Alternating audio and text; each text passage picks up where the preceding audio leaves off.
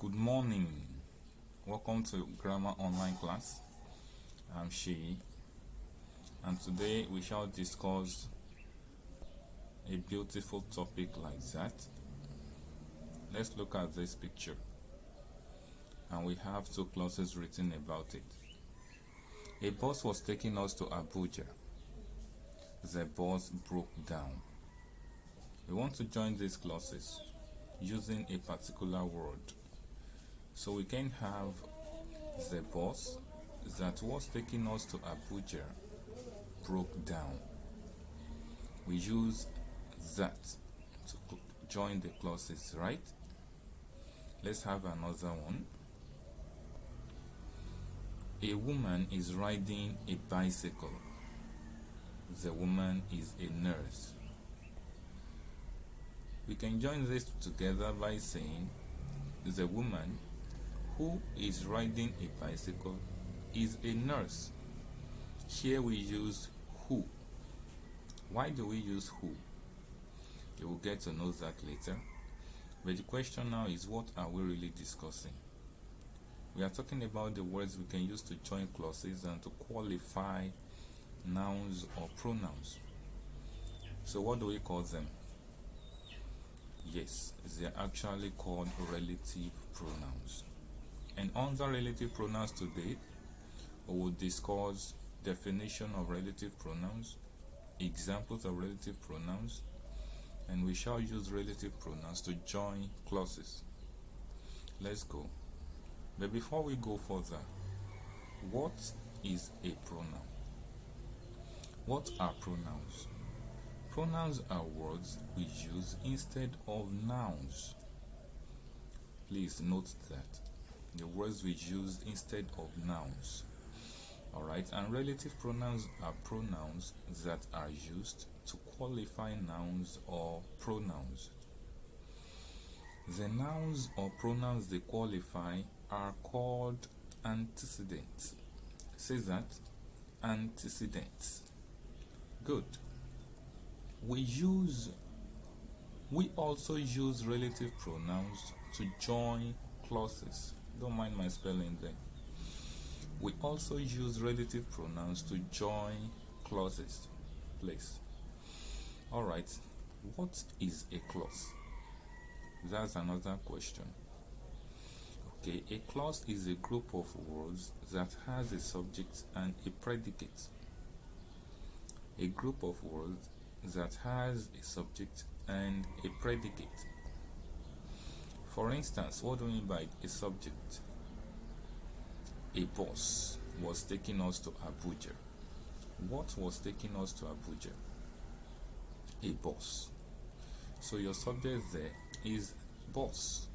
Everything you have in a particular clause or a sentence, once you take out your subject, is your predicate. That is, your predicate is the whole sentence minus your subject. It is very easy. So far you ask the right question. To get your subject, you ask who or what is performing the action in that sentence, or who or what is being talked about in that sentence. Alright. Here we have another one. The bus broke down. The bus broke down. That is the full sentence. What broke down?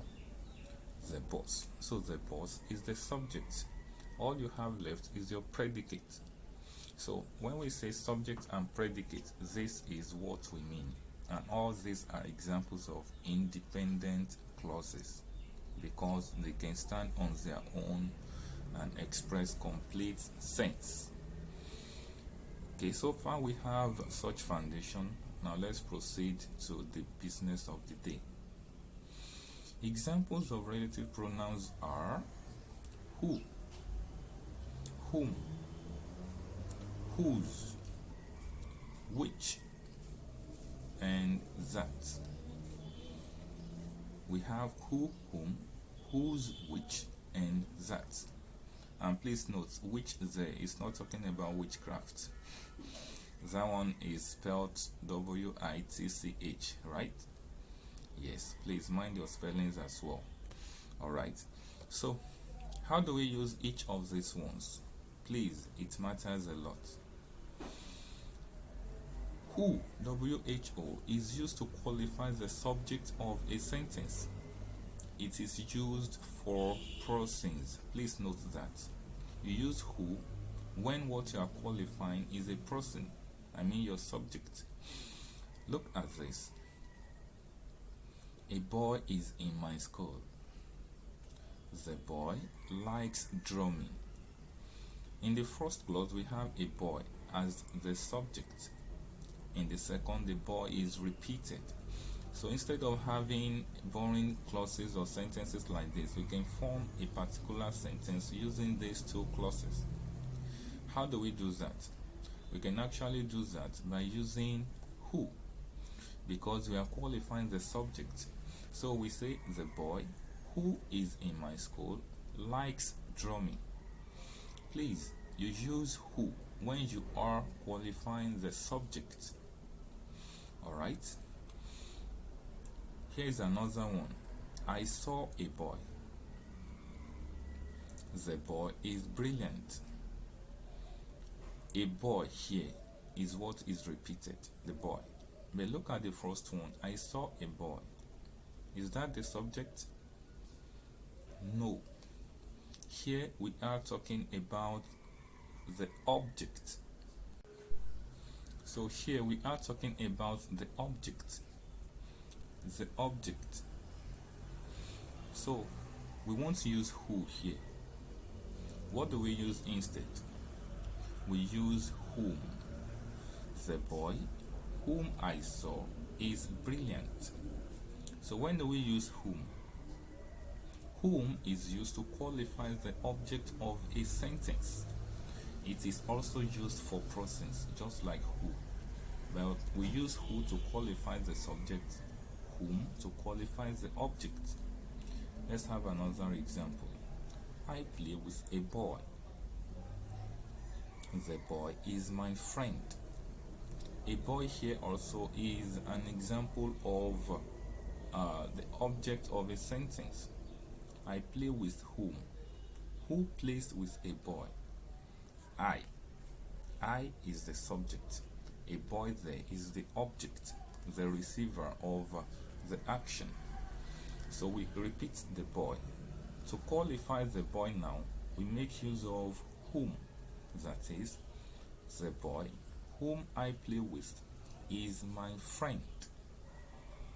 Please go over that again to get how to use who and whom. Use who to qualify the subject, whom to qualify your object. Whose now, WHOSE, is used to qualify the subject of a sentence. It is used to show possession, ownership, something that you have. Look at this lovely cat. I have a friend. His cat is so lovely. I have a friend. His cat is so lovely.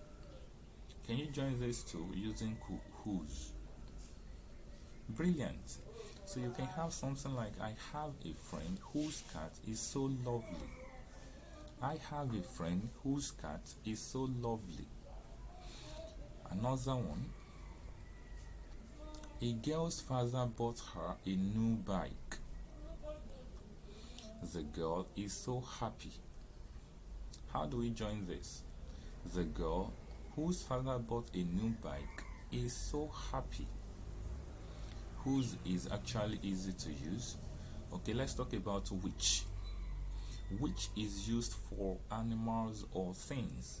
That is, you don't use which for people. You use it for non-persons. For example, I bought some food. The food has finished. The food which I bought has finished. The food which I bought has finished. They have a dog. The dog does not bark. We can join this by saying the dog which they have does not bark. And please be afraid of dogs that don't bark. They're actually more dangerous. Okay? Alright. That, T-H-A-T, is used to qualify the subject. Sorry for that. That is used to qualify the subject or object of a sentence. It is used for persons, animals, or things. For example, here we have something gave me a book. Something gave me a book. The book is interesting. The book that something gave me is interesting. That there is coming after the book. Do not forget, we say the nouns or pronouns that come before our relative pronouns are called antecedents. Okay, so here is another one. Two goats are eating. The goats belong to Mrs. Barakat. We can join this by saying the goats that are eating belong to Mrs. Barakat. The antecedent here is the goats. That is joining the two. Don't forget, we use that for persons and non-persons. And that is that. You are going to read these clauses, and these are questions and answer on your own. So you can just pause to get all of them.